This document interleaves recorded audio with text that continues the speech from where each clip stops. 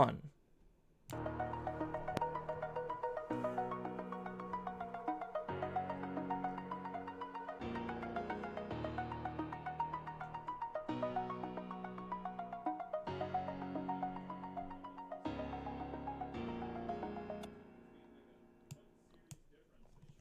Hello, everybody. I'm your host, Sunitsu, and you're listening to the Digi Talks podcast, the show that covers various topics from news to meta developments and everything in between for the fine folks who love the Digimon trading card game. Just as a quick reminder, I do stream this live over on twitch.tv/Zenitsu, and it's also uploaded under the YouTube channel of Zenitsu, as well as being on various different podcasting platforms like Spotify for your viewing and listening pleasure. Please feel free to leave a rating, like, follow, subscribe, and review, depending on the platform that you're listening on. It really does help support the podcast. So today I'm back with my co-host Teddy, and we're going to be talking about a couple of different things. So on the docket, we have obviously Ultimate Cup just wrapped up. We have all of that Ultimate Cup data for the BT15 Unrestricted meta. We only have 2 events worth of data to look at, but that's something to look forward to because those are going to be the only events where BT15 is unrestricted at full power. Then we also have some small Digimon news in the form of just EX7 updates, an event schedule, not really shift, but just a small little conversation on what the event schedule is. And we also have the upcoming Digimon Con. We also know that schedule in terms of the breakdown of what they're going to be talking about and when. So first, before we dive into any of that, here's Teddy with the question of the week. How's everybody doing? My question for this time around is, how do you guys feel about the Ultimate Cup formats this time around and going into the future? So we just got out of that Ultimate Cups with, of course, the really horrible format of Apocalypse and all that other fun stuff. But how do we feel about it then for the people that did participate and then going into the future? That's a pretty solid question. I still personally like using Ultimate Cups like year one as a training ground. I don't necessarily think they realistically need to do any wacky or zany things to it. I think like the next reasonable thing based on what Japan has been doing is like maybe they'll test Highlander for like a couple of Ultimate Cups, which if anyone's unfamiliar with Highlander, it's basically just Singleton. So I Yeah, think maybe they'll just mess with that as the next thing because Japan was playing around with it. But from what I remember reading, Japan wasn't exactly super thrilled with that format either. I don't think they did well.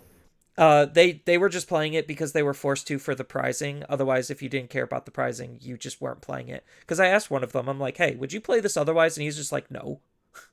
So, yeah. I don't know. I think I don't think it lends itself well Highlander type format in this game. I think it could be fun for maybe a few games, but not for an entire tournament structure. Uh, but I mean, I understand the idea of wanting more formats and things like that. I just don't think we're there yet.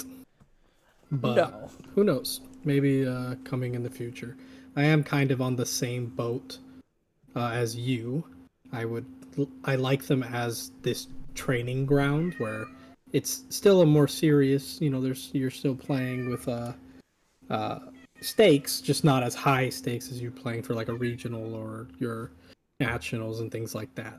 So I do like that, but I also couldn't see the other side of it where maybe wanting a slightly different format so we could just try different things instead of it being just a cookie cutter game that we're going to play, which is not necessarily, it's not a bad thing because I mean I love the game, so I don't care. If for me, and if I assume for you as well, it doesn't matter to us, we're still going to play. um but it I would definitely, I just like the practice for me personally, so I'm definitely, me and you are on that same wavelength for the most part. Yeah, but it'll be interesting to see what other people's perspectives are because everyone has their own opinion and we want to hear everyone's opinions because course. A casual player will have a completely different perspective than a hardcore competitive player. Of Um, course. so moving kind of backwards in order. So we did get the Digimon Con information. I believe Digimon Con is going to be on March 10th, and we have the itinerary. So they basically are going to start off in the toy category, talking about Digivices. So Digivice 25th anniversary project. So we're probably just going to get more Digivices, or like the Cool. V Pets. I'm all for it. I love them. So Then right after that, they're going to be talking about the card game with the survey project and the Liberator update. So we're going to get more Liberator news, and they're going to talk about survey results. So hopefully something interesting is going to come from that. Then moving on to games, they're going to be again going over the survey results because they had a big survey basically asking what you want out of the future of Digimon. So a lot of these two, like card games and video games, is going to be survey talk probably. And then special piano melody. So they're probably just going to waste our time with some nice music. I'm not opposed.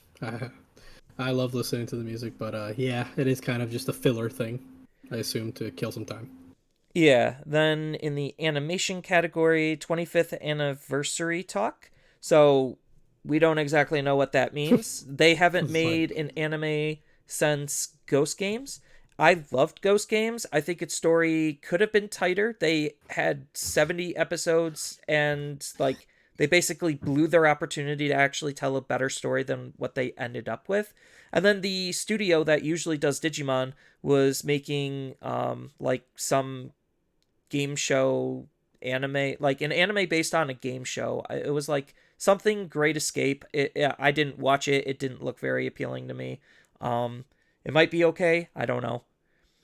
But I hopefully didn't. I they're have never seen. So yeah, hopefully I, they're going to be done with that soon. I don't even know what episode count they're on because usually they go for like 55 episodes for that studio in terms of like the seasons that they make. So maybe we're going to be getting either another movie or a new show. Regardless, that's going to be pretty interesting to see what comes out of that.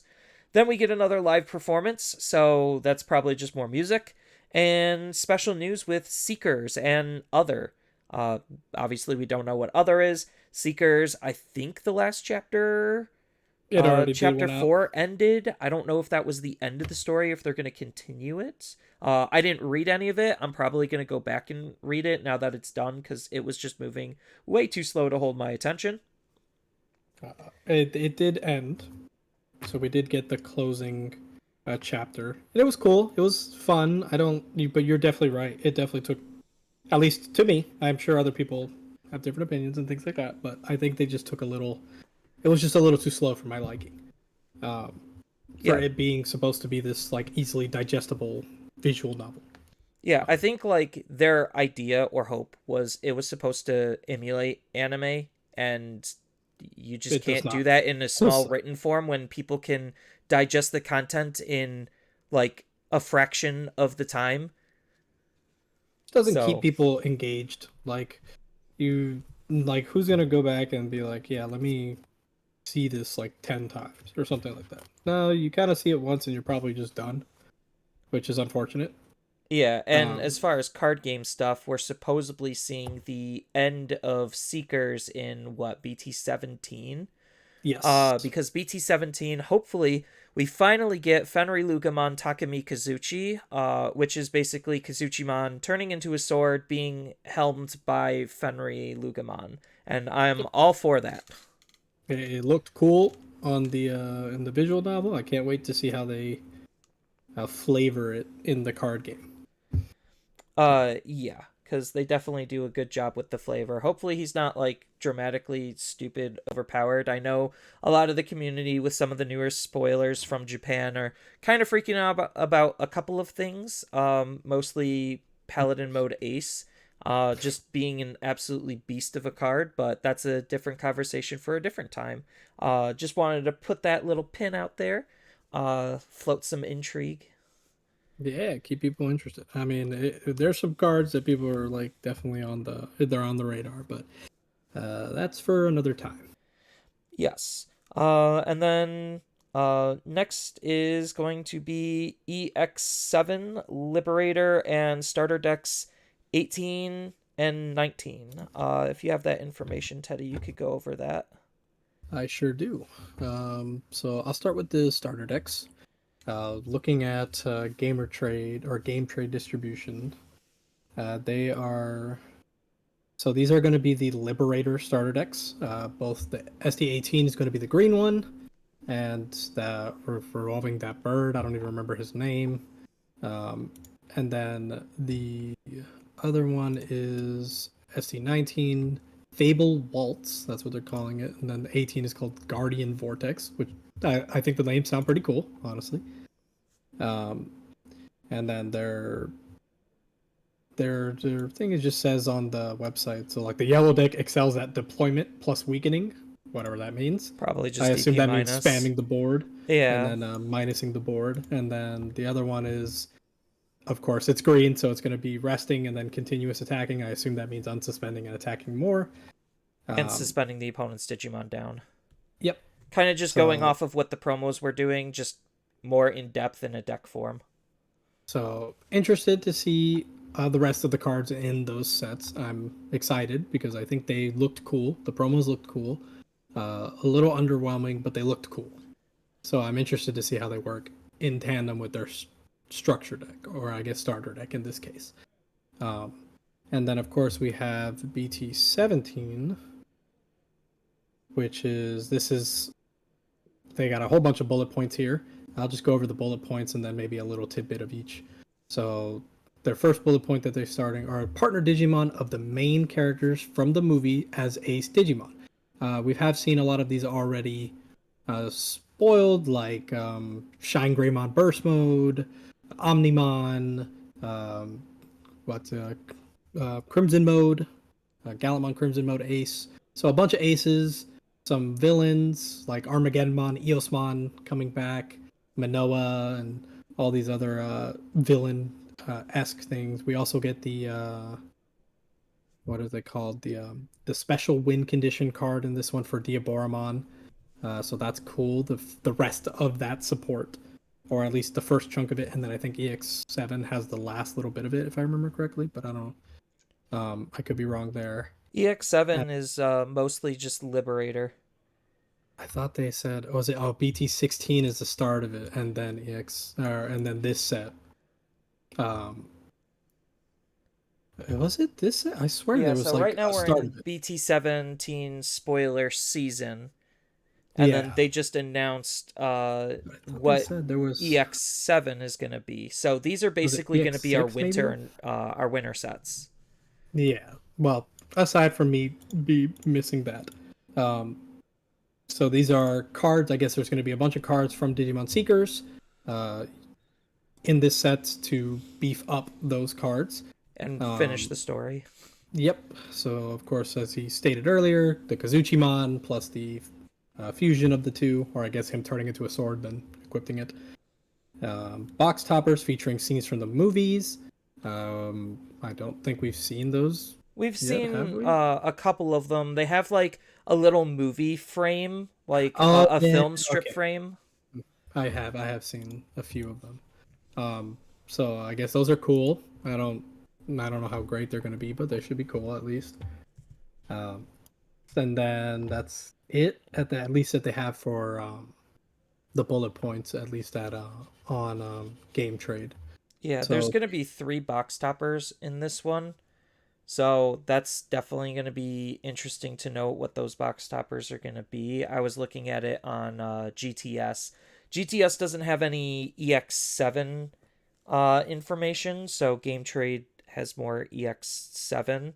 it does, yeah, a little bit, but not much, but it does have a Yeah, little bit. so like just quickly glossing over EX7, it's going to be about Liberators, which is the webcomic. It's going to obviously want to beef up starter decks 17, or not 17, starter decks 18, 18 19. and 19. So that way, you know, you buy that, you buy this, and you should Oh, have a somewhat decent competitive. deck out of the gates.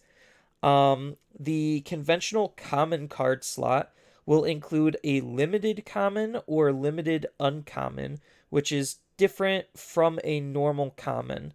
So they're changing up the commons to be like a common to be something a little bit more special. Don't know what limited common and limited uncommon is. They don't exactly state that.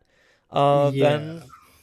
their third bullet point is it's going to be many nature related Digimon are going to be in the set. So more Saber Leomon, Eldoradimon, uh, Talakomon, or I probably butchered that.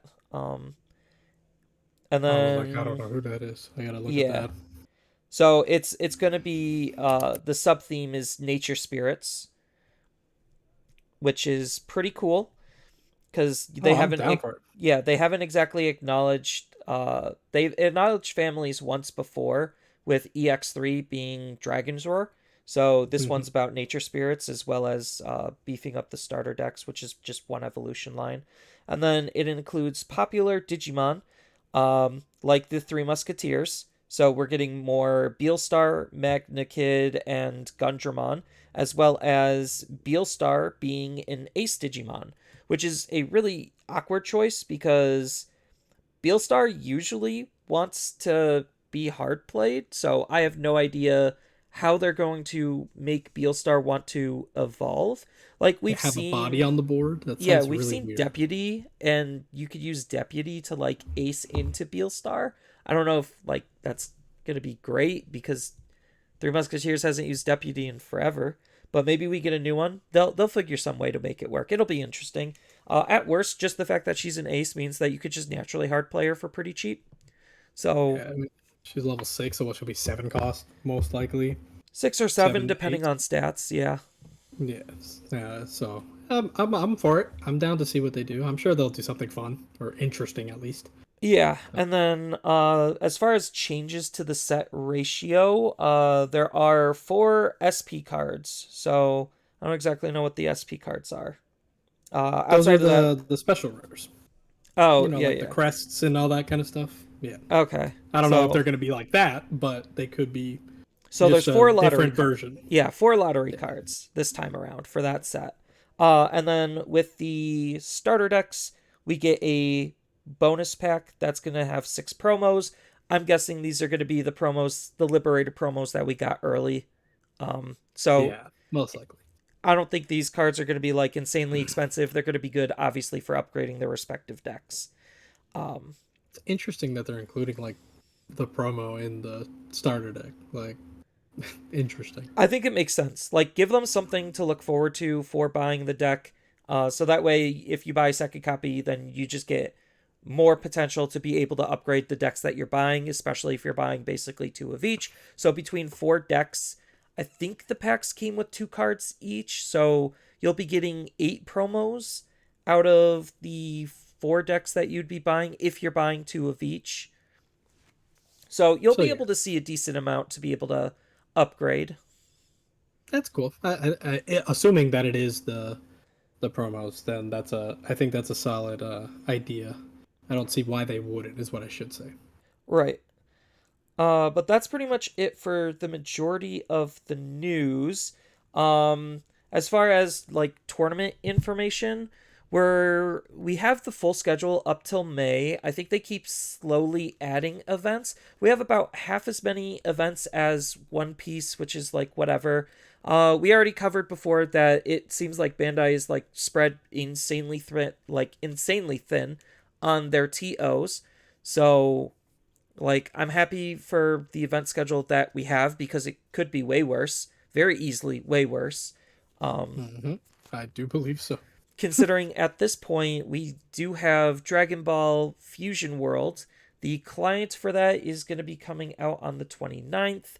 So maybe there's going to be online events ran through that client. I don't know. I didn't test the beta.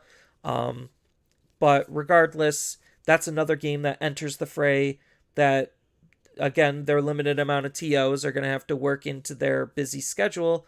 So that's why like our event schedule kind of is the way it is, and obviously they're putting a lot of like their eggs into the One Piece basket, which is we can't blame them for, because that's the game No. that they feel like supporting more. I mean, if it is making probably the most money of all their games, so of Yeah. course it makes sense. The Um, unfortunate thing, the thing that I don't really see a whole lot of people talking about, is the fact that some of our tournaments actually got a reduced player cap than what we've seen in the past, which I think is like really bad and really shady. The fact that they didn't announce this and they're hiding it. And right now it's, I think, just for regionals, and the cap is like 384, which is a really random number because round count wise, there is absolutely zero difference between 384 and 512. You're still playing the same exact rounds. So I the logic there escapes me. I think it's because maybe they just are printing less prizing because the printers are busy printing other stuff, and they just told the TOs, like, I'm not blaming the TOs at all. This is 100% a Bandai thing.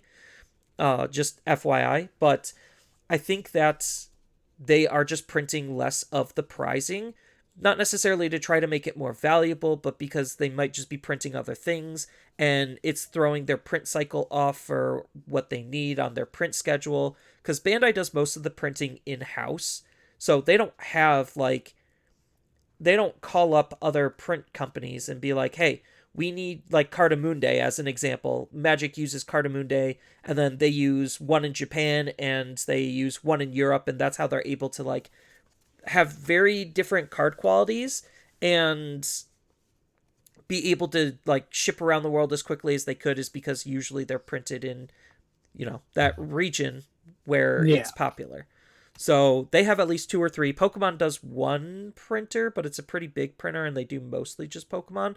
But Bandai's all in-house, so they have their own printer, and again, maybe that's why we're seeing a decrease. But I would have liked to had announced that they are decreasing, so that way we could at least kind of have that conversation with Bandai on why are we having this decrease, because I was playing an Ultimate Cup and I missed signups for a regional because the regional sold out, and the regional wasn't announced that it was being like uh registration was open, and on the website the registration was listed for Monday and it was actually for Sunday, and totally missed it. A little pissed, and the fact that the player cap was reduced means that it sold out even faster, and the fact that it's still selling out even at the 380 should like ring some bells and say, hey, Bandai, uh there's still a lot of people that want to play. yeah. I don't understand it. I will not. Um, it just it doesn't make sense. Um, unless you're trying to artificially limit the amount of people that are playing in them, which is the only reason I would see them being like, oh, hey, we'll do it the same day that Ultimate Cups are happening, or hey, another large tournament is happening.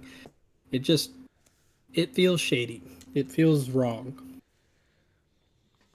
Yeah, and I was trying to like ask Core, like, hey, is your waitlist going to be open?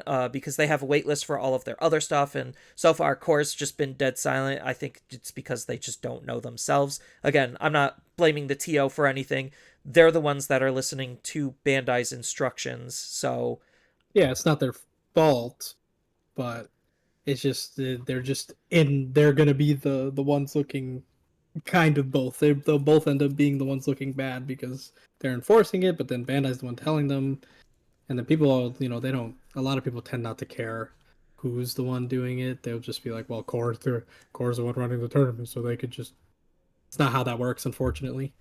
So yeah, and even though like our tournaments don't exactly like fill out to capacity, they usually sell out. So this is probably a good transition into the Ultimate Cup data, just because the last Ultimate Cup that we had was the Unrestricted BT15, and just as a frame of reference, that was technically a sold out event, but only 479 people actually participated.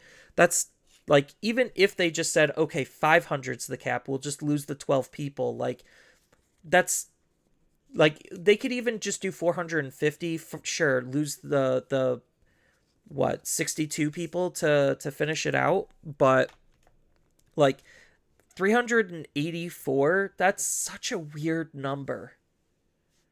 Yeah, exactly. So it just doesn't make sense. Like that number is already like weird enough. Um, so I will never understand. I guess I don't have to, but I will never understand what is going on with that because it's not like we've gotten to the point where no one is playing in tournaments. I feel like we always, for the most part, we even if we don't like they sell out, and then we reach near capacity for the tournaments almost always. So Right. I Even don't like our bad events, like, still is in the high 300, like mid to high 300s, which I guess this like puts us in line with our bad events, but that's with our bad events. With the good events, it's always in the upper 400s. like we always have more than easily more than 70 to 80% of the tournaments are usually filled. Like Yeah, and then that's also almost just a giant loss of money too, because makes no sense. yeah.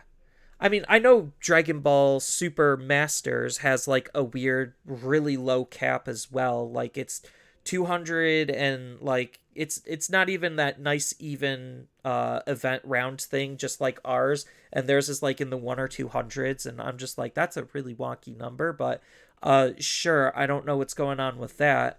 And then again, I have no idea how Dragon Ball Super is going to be impacted, but that doesn't matter to us as of right now, Correct. because we already know where their attention is. It's mostly on Digimon and One Piece.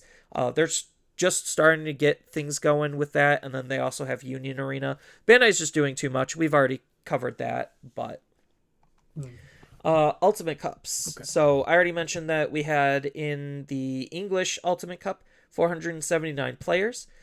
Top 16 breakdown is 8 Apocalypse, 3 Numemon, 2 Metal Gurumon X, 2 Red Hybrids, and 1 Lugamon.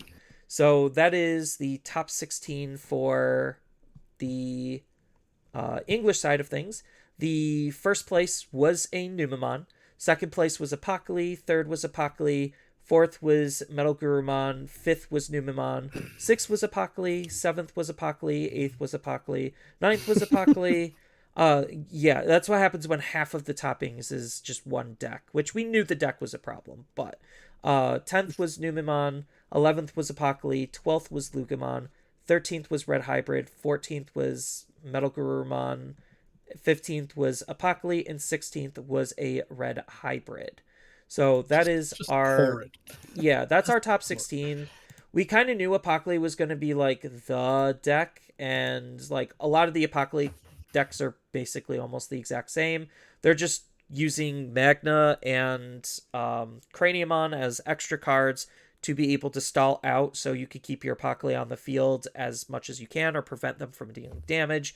And then they're just using the Gurumon engine to cycle through their deck and then slam down Apocalypse and proceed to win the game, shutting you out because they're milling you out. Yeah, it's a very uninteractive deck. Um, you can't fault them for playing it, but it's just not fun to play against. Um, I mean, why would you not? Essentially, if you had access to it, like it's just free against most decks. Yeah. Um, And then just going over the Red Hybrids deck real quick, just because we do have some interesting like tech cards.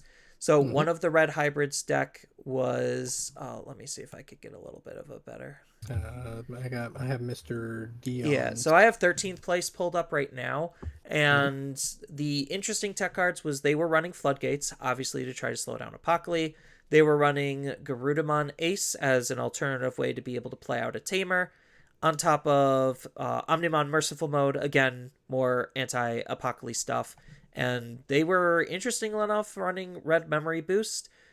That's kind of an interesting card. I think it's mostly just because they want to set it up, dig for a Floodgate or Garudamon or something interesting that they need as quickly as they can, and then the 2 memory just allows them to hybrid real easily. And then obviously they're still running the Ukamon just because Ukamon is like an absolutely broken card. Um, and then the rest is pretty standard for 13th place. And if we shift over to 15th place, their deck was also pretty similar in terms of cards being ran. They weren't running the what's his face merciful mode, but Yeah. like again, same concept: Ukamon, Floodgate, Garudamon, Red Memory Boost. It's all there. They just had one more Gravity Crush and one more of something else to be able to just hit numbers more consistently. Oh yeah. I mean, this deck just adapts ever so slightly, and it will always stay there. So it's a cool deck. I mean, it will always be there. So if you're playing competitively, just be ready to be seeing at least a few of this deck around. Yeah, and then what Melga deck do I have? I have 14th place Melga. There were 2 Melgas. So one of them was a 14th place. So it's just a Melga deck. I don't know what to say. Like, you're just running the broken Melga package. Each one kind of was using some slightly different tech. So one of them, the one that did worse because this was 14th place, he was shockingly enough running BT1 Garurumon, like Weregurumon, Yeah, I probably remember. to attack, use X antibody to digivolve into X form, but still gain the 3 memory, so that way you have the memory to extend your play, ideally to win the game. Um, I mean, but if you're yeah, not, you're yeah, paying a lot. the rest of it just seems fairly standard. Like I can't really say like this is anything too special outside of the BT1 Weregurumon, and then they also were running one copy of the EX5 Melga, which it's okay. It's a good defensive card, but the offensive one is definitely BT9 instead of EX5. Oh, 100%. Yeah, and then they were on 2 of the BT15 Melgas, the Warper, which I think is a pretty fire card, and then 1 Ace. So that was Interesting. that list. And then we have Very the interesting. 4th place as I think Yeah. like the only other special interesting deck, and even then this is just again more standard on Yeah, this is like pretty cookie cutter. Melga. This is what I would say is definitely more cookie cutter, because it's very similar to what I was building for YouTube. So again, nothing insanely special here, just broken Gurumon stuff being good cards. Do like the inclusion of full moon meteor impact. Yeah, Uh, just very efficient bounce option. just a random bomb, catch your opponent off guard. I like it. Yeah. And then I know a lot of the Numemons have like some slight different tech, but I'm only going to be Yeah, going over the first place one because that's the I'm one that looking at all won. of them. I'm Um, looking at all. Of them, so yeah, you're good. so they're all fairly similar, but this is the one that I actually like kind of liked what it was doing a lot. He's not running a supporting level 6 because the deck really doesn't need to with how wide it goes. And the deck basically just uses Ukamon to just generate insane levels of value, and then you're just swarming the field with your low guys. And I didn't know how like broken Monzemon X is as a Yeah, card. That card's like disgustingly stupid. he's so amazing. It's absurd how amazing that card is.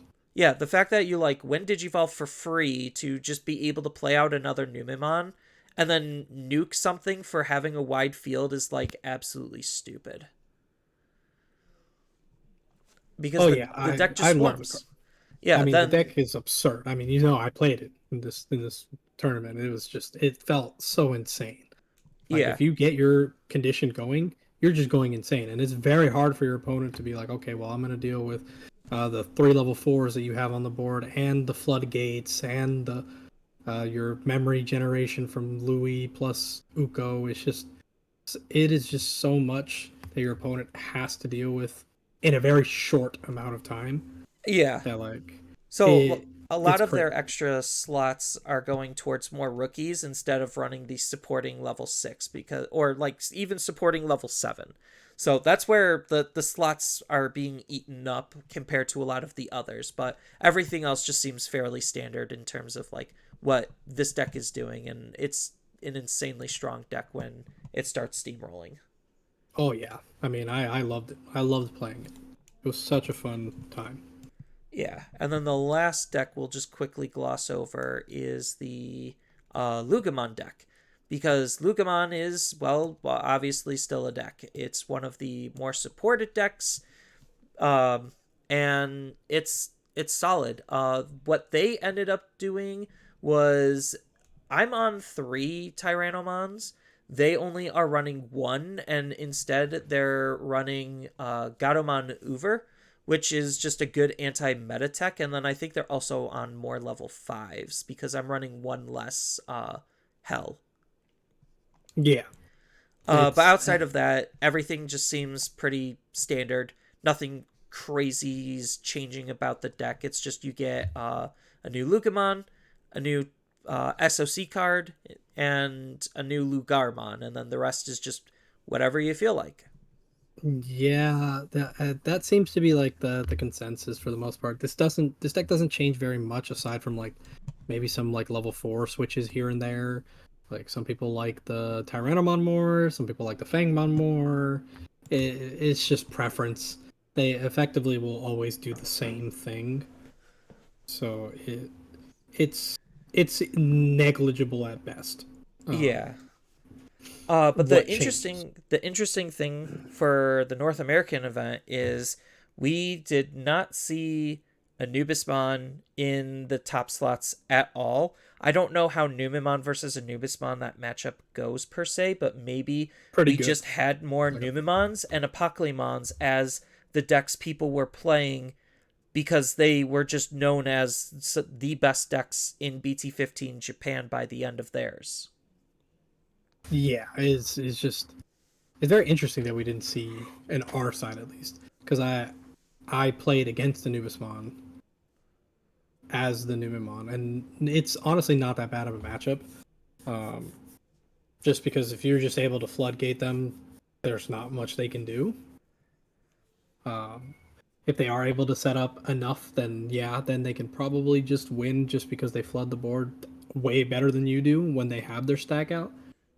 But you can pick apart boards pretty easy, so I can see maybe why Anubis didn't do as well, especially with like the good amount of red hybrids I heard that were there, and Apocalypse just ruins a lot of decks. So it's um, it also our English format. We tend to just go with whatever's going to be the best. So a lot of players just were like, oh, we'll just go Apocalypse and just not even worry about it. So it was very interesting to see that we didn't have an Anubismon in Top Cut. Yeah, but where we did see an Anubismon was in the Latin American Ultimate Cup, which also is the other unrestricted event. Theirs was a little bit smaller. Ours had 9 rounds of Swiss. There was 7. Ours obviously had above 400. They had 174, and their top 16 was a little bit different.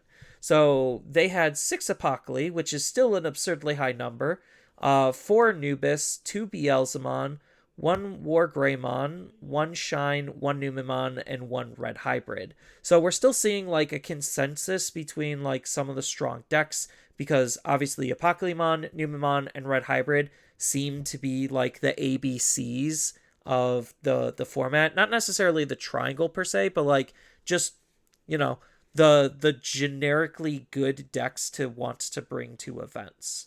And we see those here as well. And then we see a little bit more diversity, obviously, with the Anubismon, the Beelzemon, Wargreymon, Shine being the outliers. But I think all of those decks are still kind of strong. Beelzemon makes sense because it could take advantage of the mills from Apocalypse. So, like, oh, Apocalypse going to mill you. Cool, I have mill triggers. Thank you. So, Yeah, I like, they're mean, probably just trying to farm Apocalypse, which makes sense, which is why there's less Apocalypse. War Greymon's still just, you know, good deck, like, like and same still with Shine. Wargreymon on deck. Yeah. So. They're not doing anything we haven't seen before. I'm not gonna like highlight them, just because like again, nothing new is really added to them. They put floodgates in. That's the only difference. Right, floodgates just to try to slow Apocally and Anubis, and that's basically it. And then Anubis is still Anubis again. Just it's running floodgates, and it hopes that it can just do its thing to stop the opponent from playing and kill them with its big Unga Bunga combo by turn 2. Yeah, I mean, it sucks that like that's kind of how it is, but like there's not much to say because these decks all look fairly similar. There's minor techs here and there, like this person's using Lady Devimon so that they can nuke out some floodgates here and there. Um, I mean, it just looks good. Like the deck looks exactly what I would expect it to be. So that's just not much to say in that regard. Yeah. And then so we both played in Ultimate Cup. So Teddy, you played Numemon, so why don't you Sure go did. over your matchups and your experience before I go into mine to kind of wrap this thing up. So to preface, I only played 6 rounds because I had to do some IRL stuff, so I could not finish out the day, sadly. But I did. At the end of my 6 rounds, I was 3-3. Unfortunately, I played against round one. I played against Pokemon. Uh, Funnily enough, Numemon just farms that deck. There's not much they can do when I'm setting up 10 bodies. At the end of that game, my game one, I had like 8 bodies on board with floodgates, multiple floodgates from both ends. So it's kind of like not much they could do. And then game two, Swift 2-0, there's not much he could have done. My round two was against Greymon Toolbox. Same scenario. It's just too fast.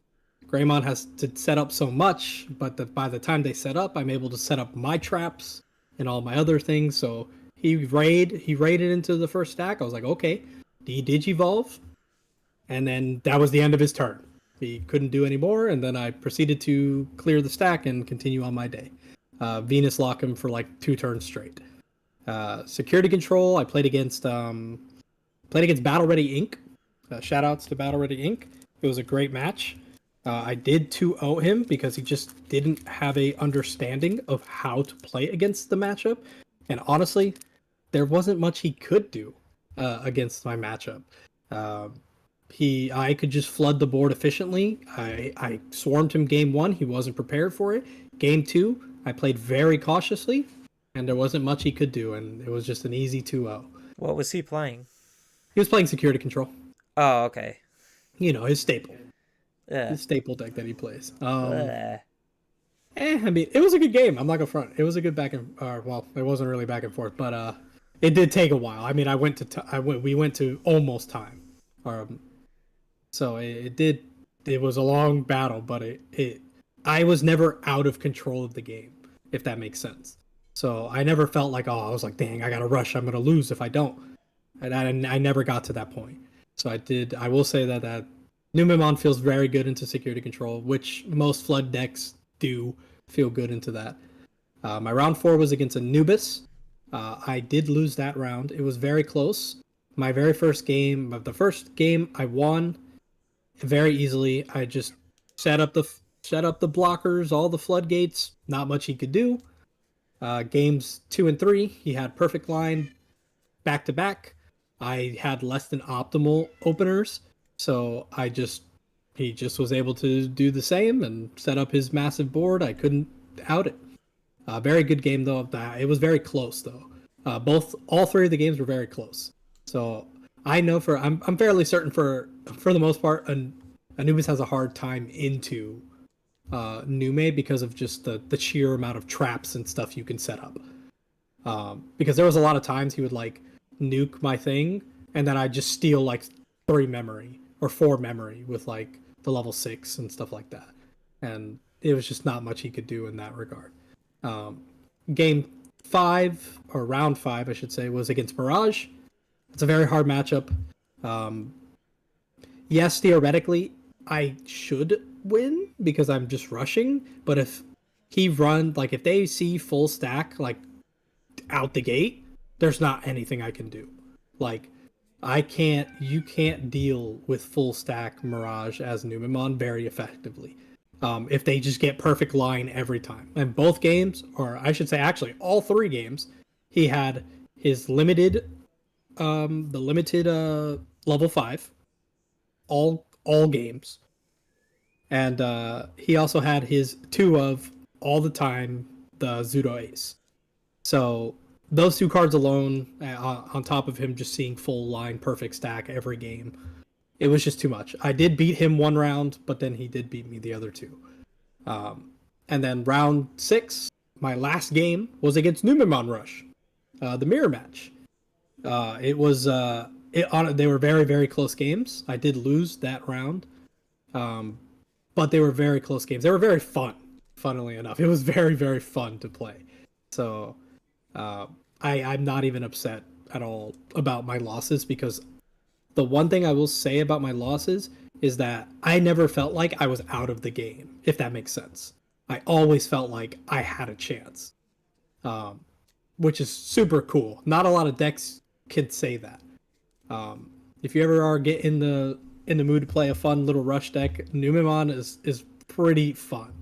If you stomach the cost of the RBL1's crap, it's a really cool deck to play. There's a lot of interesting nuanced decision making.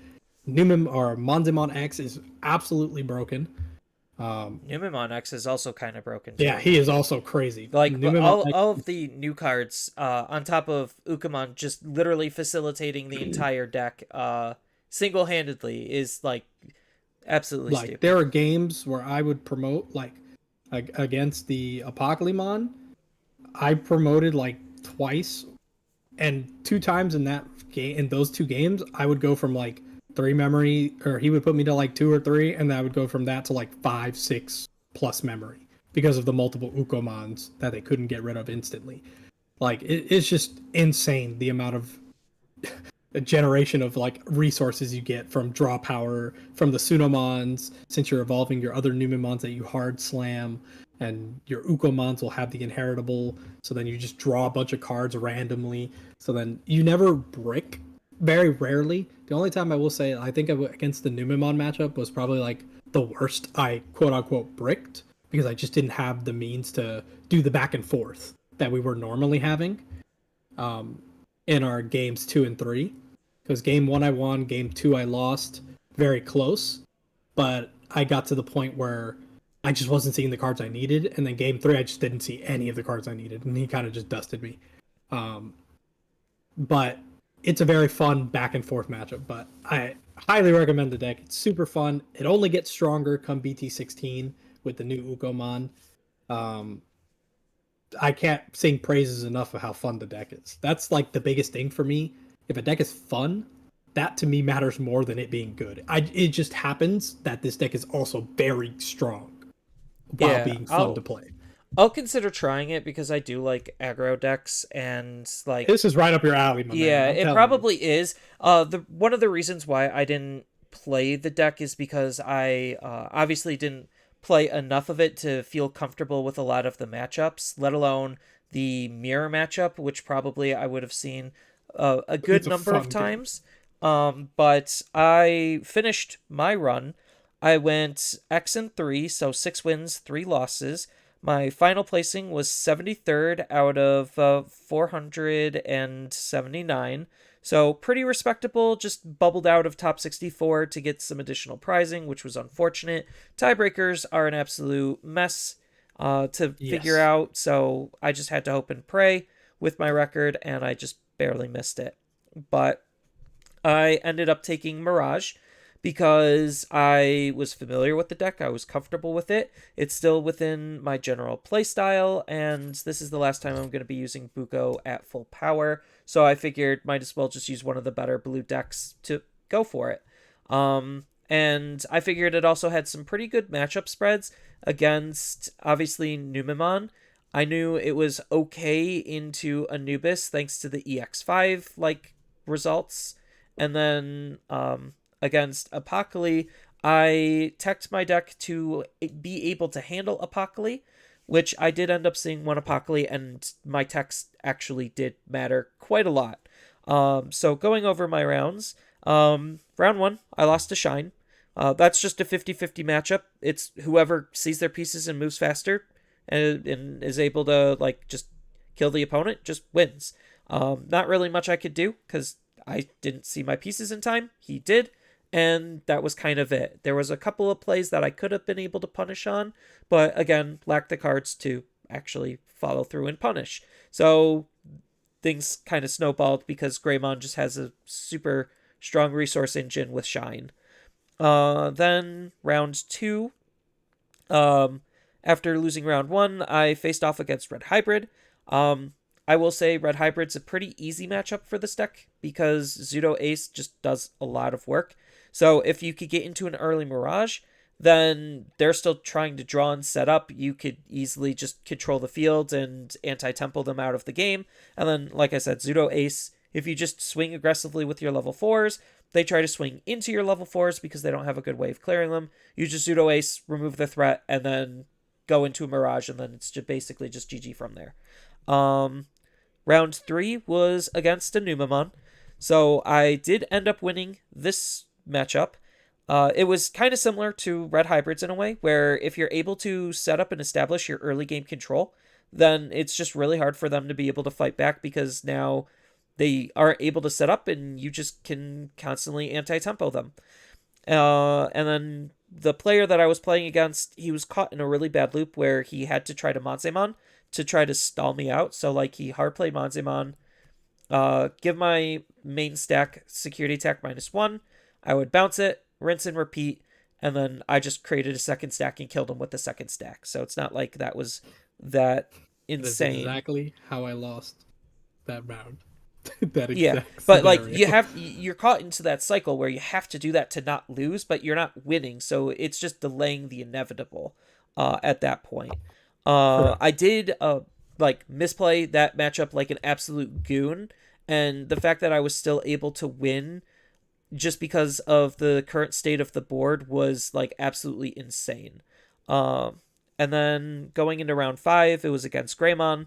I won that matchup. It was a solid back and forth, but there was a funny haha moment where I kind of won a game I shouldn't have because I checked a protoform in security in a Mirage burst mode stack. So that added a 9th card to his hand for free for me to get an extra swing. So that was kind of funny that I won because of his security and because of his tech option. But all I reasonably did for that matchup was just stripped his protection, bounced his Digimon, and forced him to restart and basically just punched him really hard. That was, for the most part, all I reasonably did. Going into round 5, I faced Apocalypse. So this was after that, I understand why Apocalypse is like absolutely stupid. I knew it was stupid, but like being on the other end of the table, it's a different experience when it's just like, how many cards do you have in deck? I have 16. Oh, mill 16. What? So like, yeah, it's just it's such a stupid deck with how much it's able to mill for borderline nothing if you can't get rid of the Apocalypse. But it's not like the matchup was horrible because of my tech cards. So game 1, he kind of bricked, so I was just able to take it from there.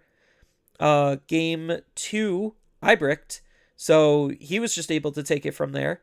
And then game 3 was a really solid back and forth where he tried to stall, and then I was forced to make a burst mode play. And my burst mode play just so happened to pick apart all of the rookies in his hand. So he couldn't draw any more cards. So he kind of fizzled out incidentally because of the RNG of me picking the cards at random. So because he couldn't draw into any of his new stuff, he was stuck on one Apocalypse. And then the tech card that I used in my deck was Full Moon, or not Full Moon. It was Full Metal Blaze. So if anyone's unfamiliar with that card, against Apocalypse, it basically just says bottom deck a level 6 or higher Digimon if they have 8 or more cards in their hand. So I used that to just bottom deck the Apocalypse, and because he couldn't draw, he didn't see another Apocalypse, so he just basically auto lost from there. And that's kind of how I won game 1, where he was not drawing super great, and then I just bottom decked the Apocalypse to basically just make it so it didn't matter. So Full Metal Blaze is just an absolutely insane card for this meta because it also helped with the Numemon matchup as well. Bottom deck the Platinum, bounce 2 Numemons. It was just a really solid card. My other tech card, which I'll get into probably afterward, was definitely Spicy. It could have came up, and I definitely like its inclusion in the deck. But my round 6 was a Mirage Mirror. I lost. It's another 50-50. So one person's got to win, one person's got to lose. I was just the loser of that. Then going into round 7, it was against Leomon. Leomon's a borderline free win for this deck. I feel really bad for the Leomon player I played against. The second we flipped eggs, I could just hear the sigh of disappointment that it's just like, oh, I have to face this deck now.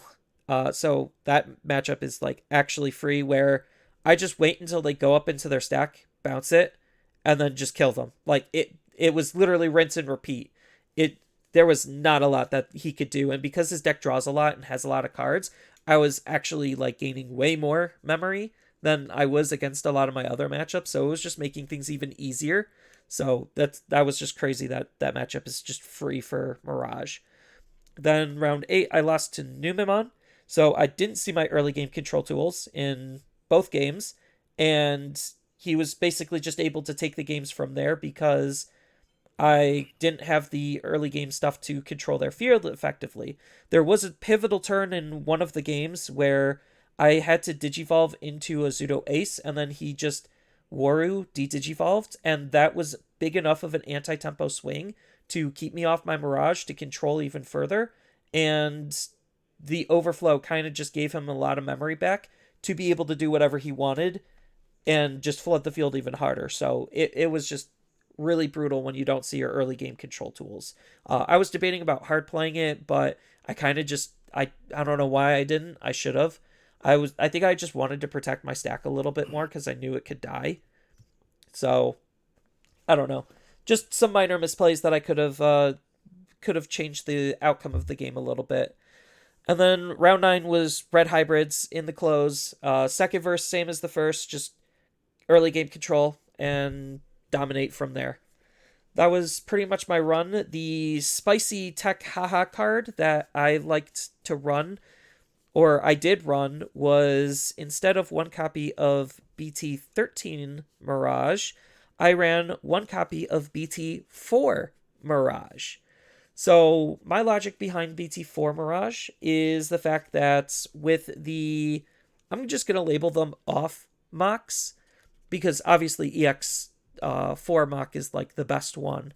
But with the other two mocks, because Mirage from BT4 doesn't bounce anything, I don't miss timing on it. So I actually could digivolve into Mirage, swing.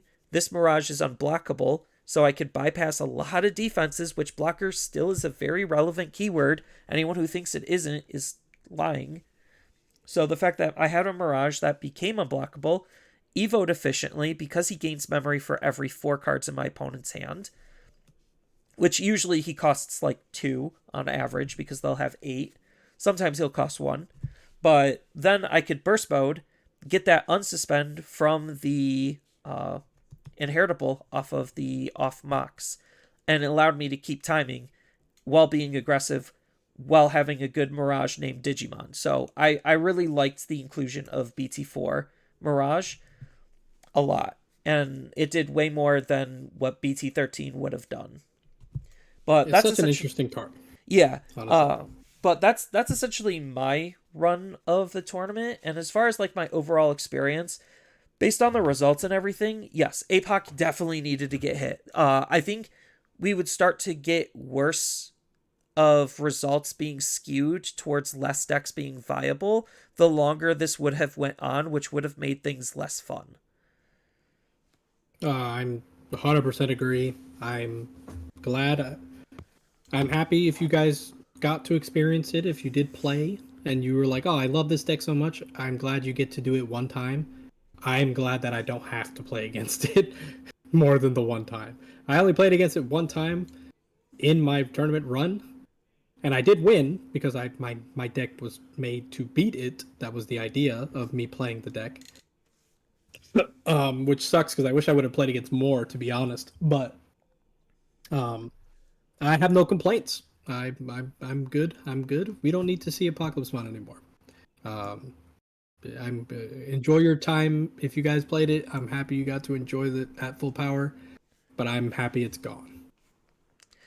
Yeah, and I'm happy that basically all of the March updates are going to be taking into effect soon because Oh I yeah. think all of them are needed. Like Bukamon is just Goodbye, such a Buka. yes, Bukamon's just such a broken egg. Having free jamming is like so valuable and so strong. So lit. And Just then so unfortunate. yeah, and then obviously the Gurumon engine is like absolutely cracked. We didn't see any other purple decks top using the Gurumon engine, but I know in like top 32 there was a small handful of like Beelstar and Levias. Uh Probably more Levias than Beelstar, but regardless, I'm sure those decks were in like top 64, top 32 in a good number on top of like all of the others. It would be interesting to see what the full breakdown would have been, but I'm just lucky we had the data that we had, to be honest. So that way we at least have some sort of a grasp on what the meta looks like and where the direction of it was going. And I think based on this, it was going to only get worse over time. Oh yeah. Everyone was teching for Apocally, and I think that's already part of the problem. Is if you already have to start teching for the problem because it's a problem, and then the problem is still just that big, where the techs aren't necessarily keeping it at bay, it is grounds for dismissal. Yeah. It sucks that it's you're basically alienating an entire deck for doing this, but No, they could it just has be to happen. Megazoo. They just have Yeah. Omnimons. Now that's what they switched to now, but it Yeah. basically turns into a Omnimon deck rather than a Apocalypse deck, which it does. It's unfortunate that like a cool Digimon like Apocalypse has to be removed like this, but hey, it gotta happen. You know, They like just got to do better at R&D in order to figure out how to limit cards properly. We know they can, yeah, but I'm at least happy that they proactively, like, even though it sucks for the set, I'm happy they proactively did it because it was the right call. It did correct. end up hurting, but I think the good going forward will definitely outweigh what the negatives could have been, because they probably didn't want another BT7 situation where it was literally two decks viable and that's pretty much it. And that would have been absolutely awful to see here. And like now we get to go into an unexplored territory where it's just like without Apocalypse, gosh, what's gonna happen? Like Garurumon is still viable, Mirage is still viable. Like a lot of the decks, literally outside of Apocalypse and Anubis, are basically viable. Even though like the nerfs and limits did hurt, they're still strong. Like they could still do some work. All of the deck profiles that I've been making on my channel have all been post nerfs, and I've been picking specific decks on purpose to try to cover first to get ahead of those post nerf decks, because I think it's just silly to waste time focusing on this 2 week format just to redo everything for like the rest of the format. And we're in this for a while, and Terriermon's going to be entering in the fray, and that's going to have some good shakeups. Like we're in for some good times cuz we're going to be in this format till May. Yeah, oh yeah. I'm so excited to see how the meta shapes up and what people do and how people are gonna shift their mindsets. I can't even begin to express how excited I am. Yeah, I think like a lot, as long as they could keep up this trend and not make the same mistakes with Apocalypse again, like we should have, based on what we know from Japanese results, we should have a solid like at least half year of just good meta, because BT16 looks pretty diverse. BT15 is now going to be diverse. And they're just starting EX6, so EX6 is gonna be really interesting to watch and follow. And we're obviously in spoiler season for BT17, which feels like basically BT12 2.0, which BT12 was a fantastic set. So I'm okay with like a BT12 2.0 situation if we get that similar style of meta. I'm all for it. Please, please. Yeah. Like, So Ultimate Cups, even though these two Ultimate Cups were unrestricted, I'm glad we had them so we at least had the chance to see how stupid things were. Uh they were stupid. And now that we had our fun, we can move past it into something better. So, any closing statements, Teddy? uh, honestly, I'm just very happy. Even though this format, let's say for the Ultimate Cup I'm speaking about, wasn't the greatest, I still had a lot of fun. I had a blast playing against all the players I played against. Shout out to Battle Ready Inc. Very, very happy to play against you again. You got me last time. I got you this time. Can't wait for the next one. Um, but I'm excited. I'm ready for this next few months of testing.